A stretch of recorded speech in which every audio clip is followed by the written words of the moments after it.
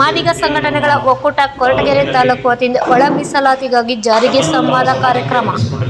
ಮಾದಿಗ ಸಂಘಟನೆಗಳು ಒಕ್ಕೂಟ ತುಮಕೂರು ಜಿಲ್ಲೆಯ ಕೊರಟಗೆರೆಯಲ್ಲಿ ಡಾಕ್ಟರ್ ಬಿ.ಆರ್. ಅಂಬೇಡ್ಕರ್ ಸಮುದಾಯ ಭವನ, ಕೆಎಸ್ಆರ್ಟಿಸಿ ಬಸ್ ಸ್ಟ್ಯಾಂಡ್, ಕೊರಟಗೆರೆ ಟೌನ್ನಲ್ಲಿ ಸಭೆಯನ್ನು ನಡೆಸಲಾಯಿತು. ಸಮುದಾಯ ಮುಖಂಡರುಗಳು ಸುಪ್ರೀಂ ಕೋರ್ಟ್ ಒಳ ಮೀಸಲಾತಿ ಜಾರಿ ಮಾಡುವ ಅಧಿಕಾರವನ್ನು ಆಯಾ ರಾಜ್ಯಗಳಿಗೆ ಅಧಿಕಾರ ನೀಡಿ ಐತಿಹಾಸಿಕ ತೀರ್ಪು ನೀಡಿದೆ. ಆದರೆ ಈಗಿನ ಸರ್ಕಾರ ಮೀನಮೇಷ ಎಣಿಸುತ್ತಿದೆ. ಇದು ನಮ್ಮ ದುರದೃಷ್ಟಕರ. ಕೊರಟಗೆರೆ ತಾಲೂಕಿನಲ್ಲಿ ಬಹುಸಂಖ್ಯಾತ ಮಾದಿಗರಿದ್ದು ಅಸ್ಪೃಶ್ಯರಲ್ಲಿ ಅಸ್ಪೃಶ್ಯರಾದ 75 ವರ್ಷಗಳಿಂದ ಮೀಸಲಾತಿ ಇದ್ದು ಸಂಪೂರ್ಣ ಜಾರಿಯಾಗದೇ ಇರುವುದು ವಿಪರ್ಯಾಸವೇ ಸರಿ. ಅಂಬೇಡ್ಕರ್ ಅವರು ಸಂವಿಧಾನಕ್ಕಾಗಿ ಕೊಟ್ಟ ಮೀಸಲಾತಿ ಪಡೆಯಲು ಹೋರಾಟದ ಅವಶ್ಯಕತೆ ಇದೆ. ಈ ಸಂದರ್ಭದಲ್ಲಿ ಅನೇಕ ದಲಿತ ಸಂಘಟನೆಗಳು ಮುಖಂಡರುಗಳು ಪಾಲ್ಗೊಂಡಿದ್ದರು. ವರದಿ ಹನುಮಂತರಾಯ ಪಡ್ಡಿ, ತೋವಿನಕೆರೆ. ಬೇಕಿಲ್ಲ ನನಗೆ, ನಾನು ನನ್ನ ಸಮಾಜಕ್ಕೆ ಏನಾದರೂ ಮಾಡಲೇಬೇಕು ಅಂತಕ್ಕಂಥ ದುಡ್ಡ ತನ್ನ ಸಂಬಳ, ತನ್ನ ಇಡೀ ಬದುಕನ್ನ ಸಮಾಜಕ್ಕೋಸ್ಕರ ತೊಡಗಿಸ್ಕೊಂಡಿರ್ತಕ್ಕಂಥ ನಮ್ಮ ಸಿದ್ದಗಂಗಣ್ಣವರೇ, ಹಾಗೆಯೇ ಇಲ್ಲಿರ್ತಕ್ಕಂಥ ಎಲ್ಲ ನಮ್ಮ ಅಣ್ಣವರು ಇರ್ಬೋದು, ಹಾಗೆಯೇ ಇಲ್ಲಿ ಸೇರ್ತಕ್ಕಂಥ ಯಾರ ಹೆಸರು ಇಲ್ಲಿ ಬಿಡೋ ಹಾಗಿಲ್ಲ. ಎಲ್ಲರೂ ಕೂಡ ತುಂಬಾ ಪ್ರಮುಖವಾದಂಥ ಪಾತ್ರವನ್ನ ಈ ಸಮಾಜ ಸೇವೆಗೆ, ಸಮುದಾಯದ ಸೇವೆಗೆ ನಿರ್ವಹಣೆ ಮಾಡಿರ್ತಕ್ಕಂಥ ವ್ಯಕ್ತಿತ್ವಗಳು.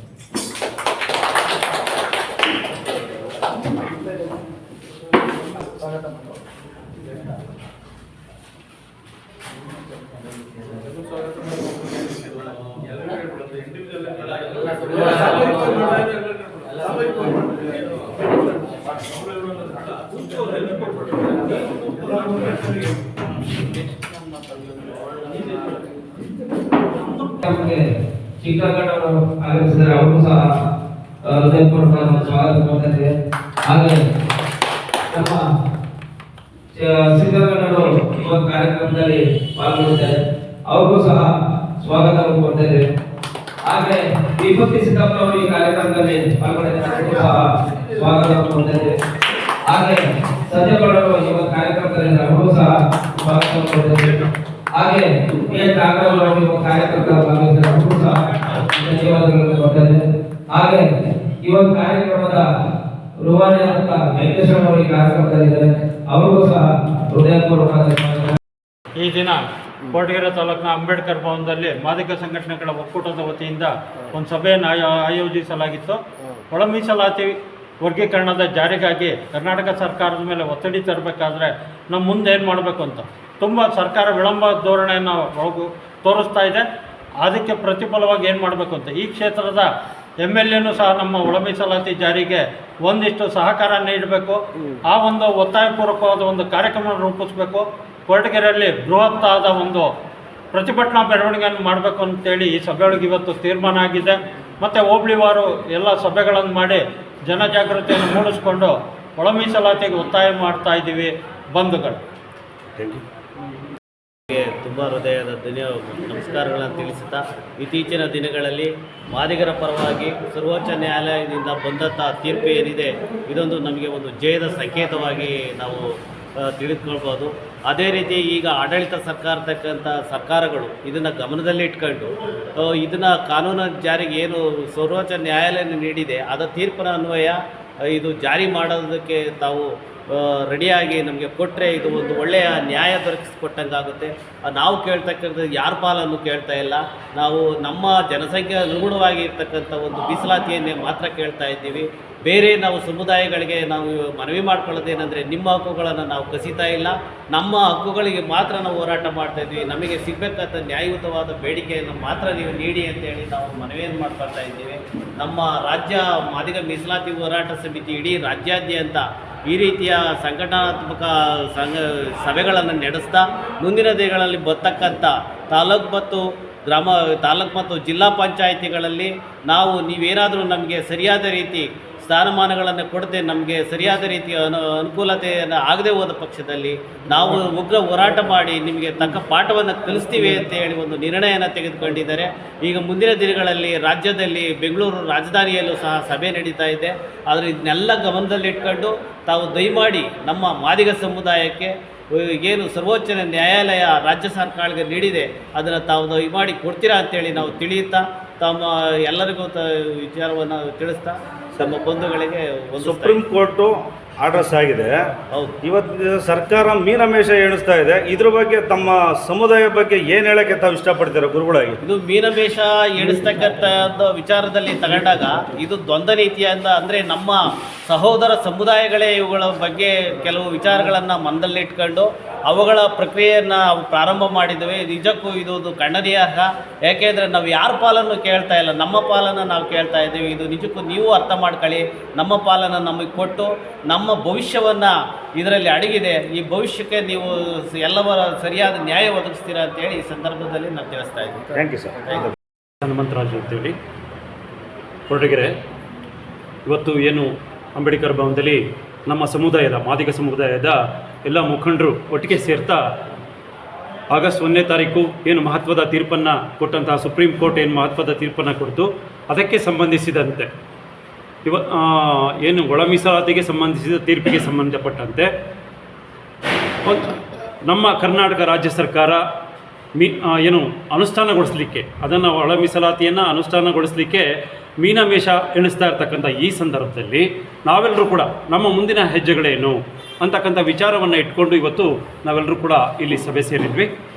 ಅದಕ್ಕೆ ಸಂಬಂಧಿಸಿದಂತೆ ಇವತ್ತು ಏನು ಆದೇಶದ ಅನ್ವಯ ವೈಜ್ಞಾನಿಕವಾಗಿ ಒಂದು ಎಂಪೆರಿಕಲ್ ಡಾಟಾ ವೈಜ್ಞಾನಿಕವಾಗಿ ಅಂಕಿ ಅಂಶಗಳನ್ನು ಆಧರಿಸಿ ವರ್ಗೀಕರಣವನ್ನು ಮಾಡಬೇಕು ಅಂತಕ್ಕಂಥ ಸುಪ್ರೀಂ ಕೋರ್ಟ್ನ ಆದೇಶ ಏನಿದೆ ಅದಕ್ಕೆ ತಕ್ಕದಾದ ಒಂದು ವಾತಾವರಣ ಇರತಕ್ಕಂಥದ್ದು ಕೇವಲ ಕರ್ನಾಟಕದಲ್ಲಿ ಮಾತ್ರ. ಕರ್ನಾಟಕದಲ್ಲಿ ಇದನ್ನು ಏನು ಸುಪ್ರೀಂ ಕೋರ್ಟ್ನ ಆದೇಶವನ್ನು ಅನುಷ್ಠಾನ ಮಾಡಲಿಕ್ಕೆ ಯಾವುದೇ ತೊಂದರೆಗಳು ಇಲ್ಲ, ಎಲ್ಲವೂ ಕೂಡ ಅನುಕೂಲವಾಗಿದೆ ಅಂತ ಹೇಳಿ ನಮ್ಮೆಲ್ಲ ಮತ್ಸದ್ದಿಗಳು ಹೇಳ್ತಾ ಇರ್ತಕ್ಕಂಥ ಮಾತು ಅದು ಸತ್ಯವೂ ಕೂಡ.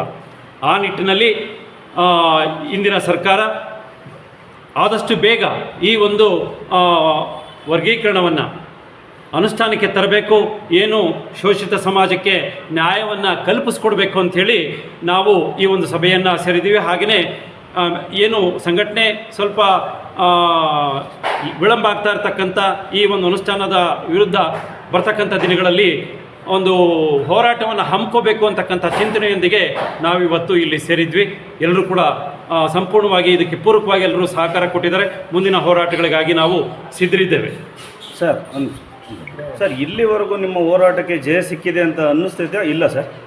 ಖಂಡಿತವಾಗಿಯೂ ಸರ್, ಕಳೆದ 30 ವರ್ಷಗಳಿಂದಲೂ ಕೂಡ ಈ ಒಂದು ಹೋರಾಟ ಅನೇಕ ವಿಧದಲ್ಲಿ ಅನೇಕ ಸ್ತರಗಳಲ್ಲಿ ಇದು ಜೀವಂತವಾಗಿ ಇವತ್ತು ಬಂದಿದ್ದರಿಂದ ಮಾತ್ರನೇ ಅದಕ್ಕೆ ನಿಜವಾದಂಥ ಗೆಲುವು ಇದು ಅಂತ ಹೇಳಿ ನಮಗೆ ಅನ್ನಿಸ್ತಾ ಇದೆ. ಅದು ಸತ್ಯವೂ ಹೌದು. ಒಳ ಮೀಸಲಾತಿ ಹೋರಾಟಕ್ಕೆ ಇಷ್ಟು ವರ್ಷಗಳಿಂದ ಯಾವುದೇ ಥರದ ಪ್ರತಿಫಲ ಸಿಕ್ಕಿಲ್ಲ. ಈ ಒಂದು ಕಾನ್ಸ್ಟಿಟ್ಯೂನ್ಸಿಯಲ್ಲಿ 48,000 ಜನ ಮತದಾರರು ಇದ್ದೀರಾ ನಮ್ಮ SC ಕಾನ್ಸ್ಟಿಟ್ಯೂನ್ಸಿನಲ್ಲಿ. ಇವತ್ತಲ್ಲಿ ನಮ್ಮ ಇಲ್ಲಿವರೆಗೂ ಅನೇಕ ಮುಖಂಡರುಗಳು ಹೇಳಿದ್ದಾರೆ. ಅದ್ರ ಬಗ್ಗೆ ನಿಮಗೆ ಏನು ಹೇಳೋಕ್ಕೆ ಇಷ್ಟಪಡ್ತೀರಾ? ಈ ಸರ್ಕಾರಕ್ಕೆ ಏನು ಒಕ್ಕರ್ಲು ಕೊಡೋಕ್ಕೆ ಇಷ್ಟಪಡ್ತಾ ಇದ್ದಾರೆ, ಅದ್ರ ಬಗ್ಗೆ ಒಂಚೂರು ಕ್ಲಾರಿಫಿಕೇಶನ್. ಎಲ್ಲವೂ ಸರಳವಾಗಿದೆ ಸರ್. ಮೀಸಲಾತಿ ಅಂತಕ್ಕಂಥದ್ರಲ್ಲಿ ವಿಶೇಷ ಸ್ಥಾನಮಾನಗಳು ಈ ಒಂದು ಸಮುದಾಯಕ್ಕೆ ಸಿಕ್ಕಿದ್ದೇ ಆಗಿದೆ. ಹೌದು, ಇವತ್ತು ಸಂಖ್ಯೆಯಲ್ಲಿ ನಾವು ನಮ್ಮ ಕ್ಷೇತ್ರದಲ್ಲಿ ಹೆಚ್ಚಿನ ಸಂಖ್ಯೆಯಲ್ಲಿದ್ದರೂ ಕೂಡ ಇದು ಮೀಸಲಾತಿಗೆ ಸಂಬಂಧಿಸಿದ ಒಂದು ಕ್ಷೇತ್ರವಾಗಿದ್ದರೂ ಕೂಡ ಇಲ್ಲೇನಾಗ್ತಾ ಇದೆ, ಒಂದು ಅವಕಾಶ, ಇಲ್ಲಿ ಅವಕಾಶಗಳಿಗೆ ವಂಚಿತರಾಗಿರ್ತಕ್ಕಂಥ ಆಗಿರುವಂಥ ಸ್ಥಿತಿ ಏನಿದೆ ಅದೆಲ್ಲವೂ ಕೂಡ ಬಹುಶಃ ಈ ವರ್ಗೀಕರಣದ ಸಮಸ್ಯೆಯಿಂದ ಇದು ಬಗೆಹರಿಯುತ್ತೆ ಅಂತಕ್ಕಂಥ ಒಂದು ನಿಜವಾದಂಥ ಆಶಯವನ್ನು ನಾವು ಇಟ್ಕೊಂಡಿದ್ದೇವೆ. Okay, thank you sir. All the best. ಮುಖಂಡರುಗಳೆಲ್ಲ ಸೇರಿ ಏನು ನಮ್ಮ ಹಕ್ಕು ಒತ್ತಾಯಗಳಿದ್ದಾವೆ, ನಮ್ಮ ಒಳ ಮೀಸಲಾತಿಯನ್ನು ಜಾರಿ ಮಾಡಿ ಅಂತೇಳಿ ನಾವು ಹೇಳ್ತಾ ಇದ್ದೀವಿ. ಅದನ್ನು ದಯವಿಟ್ಟು ಎಲ್ಲರೂ ಯಾವುದೇ ಪಕ್ಷಪಾತ ಮಾಡದೆ ಪ್ರತಿಯೊಂದು ಪಕ್ಷದವರು ಎಲ್ಲರೂ ಒಗ್ಗಟ್ಟು ಈ ಒಳ ಮೀಸಲಾತಿಗೆ ವರ್ಗೀಕರಣಕ್ಕೆ ಎಲ್ಲರೂ ಅಸ್ತು ಅಂತ ಹೇಳಿ ನಮಗೆ ಜಾರಿ ಮಾಡಬೇಕಾಗಿ ತಮ್ಮಲ್ಲಿ ಕಳಕಳಿಯ ಪ್ರಾರ್ಥನೆ. ಯಾಕೆ ಅಂತಂದರೆ ನಮ್ಮಲ್ಲಿ ಎಲ್ಲ ವಿದ್ಯಾರ್ಥಿಗಳು ಒಳ್ಳೊಳ್ಳೆ ವಿದ್ಯಾವಂತರಿದ್ದಾರೆ, ಅವ್ರಿಗೆ ಕೆಲಸಗಳು ಸಿಗ್ತಾ ಇಲ್ಲ. ಮೇನ್ ಯಾಕೆ ಅಂತಂದರೆ ನಮಗೆ ಬರ್ತಕ್ಕಂಥ ಪಾಲುಗಳೆಲ್ಲವೂ ಬೇರೆ ಉಪಜಾತಿಗಳು ಹೆಚ್ಚಿಗೆ ತಾಣ್ತಾ ಇದ್ದಾರೆ. ಅದರಿಂದ ನಮಗೆ ಅನ್ಯಾಯ ಆಗ್ತಾಯಿದೆ, ನಮ್ಮ ಮಕ್ಕಳಿಗೆ ವಂಚನೆ ಆಗ್ತಾಯಿದೆ. ಅದರಿಂದ ನಮ್ಮ ಯಾವುದೇ ಥರದ ಆರ್ಥಿಕವಾಗಿ ಅಥವಾ ದೈಹಿಕವಾಗಿ ಅಥವಾ ಇನ್ನೊಂದು ಮತ್ತೊಂದು ಸಾಮಾಜಿಕವಾಗಿ ರಾಜಕೀಯವಾಗಿ ಮೇಲ್ಬರೋಕ್ಕೆ ಆಗ್ತಾಯಿಲ್ಲ. ಅದರ ದೇಶದಿಂದ ನಮಗೆ ರಾಜಕೀಯವಾಗಿ ಆಗಲಿ, ಆರ್ಥಿಕವಾಗಲಿ, ಮತ್ತು ವಿದ್ಯಾರ್ಹತೆಗಾಗಲಿ ಅಥವಾ ಸಮಾನ ಪಾಲು ಹಕ್ಕುದಾರರಿಗಾಗಲಿ ಈ ನಮಗೆ ಒಳ ಮೀಸಲಾತಿ ಬೇಕೇ ಬೇಕು. ದಯವಿಟ್ಟು ಎಲ್ಲರೂ ಸಹಕಾರ ಕೊಟ್ಟು ನಮ್ಮ ಇಡೀ ತಾಲೂಕಿನ ಎಲ್ಲ ಮಾದಿಗ ಜನಾಂಗದವರು ಈ ಹೋರಾಟಕ್ಕೆ ಎಲ್ಲರೂ ಕೈ ಜೋಡಿಸ್ಬೇಕು ಅಂತೇಳಿ ತಮ್ಮಲ್ಲಿ ಕಳಕಳಿಯಿಂದ ಕೇಳ್ಕೊಂತ, ಮತ್ತು ನಮ್ಮ ಸರ್ಕಾರಕ್ಕೆ ಯಾವುದೇ ಸರ್ಕಾರಗಳು ಇರ್ಬೋದು, ದಯವಿಟ್ಟು ನಮ್ಮ ಜನಾಂಗಕ್ಕೆ ಅನುಕೂಲ ಮಾಡಿದರೆ ಮುಂದೆ ಅವರಿಗೆ ಶುಭ ಇರ್ತೈತೆ ಅಂತೇಳಿ ನಾವು ಇಷ್ಟ ಆದರೂ ನಾವು ಹೇಳ್ತೇವೆ. Thank you sir.